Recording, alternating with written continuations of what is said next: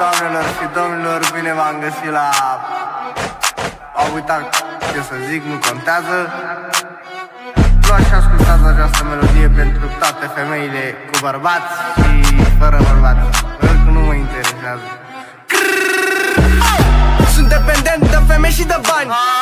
Bani, bani. Sunt dependent de faimă și de fan. Fan, fan.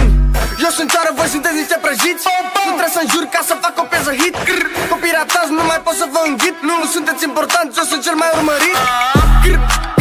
Pau, pau. Vă sperați de mine, să zici că sunt bau, bau.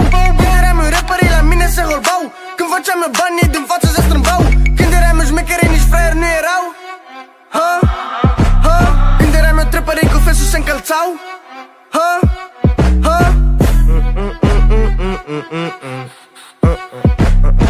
Merg pe stradă, vrea lumea să mă omoare. O fi că sunt bebe, ori băiatul lui cu tare. Ești lăutar, o să te punem la cântare.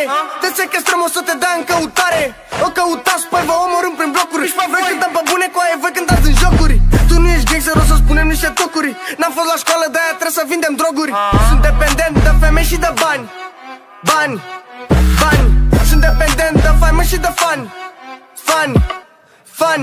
Când făceam eu bani, voi cerșați. Când fugeam de acasă, voi la școală vă duceați. Făceam eu fapte, voi erați niște ratați. Când ieșeam afară, voi în casă vă duceați. Când eram eu rapperii, la mine se holbau. Când făceam eu bani, ei din față se strâmbau. Când eram eu șmecherii, nici fraieri nu erau.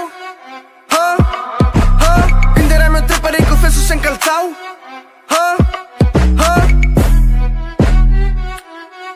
Aceasta a fost emisiunea de astăzi. Vă rugăm la melodie cu bilete de intrare, se plătește în natură. Vă mulțumesc pentru vizionare.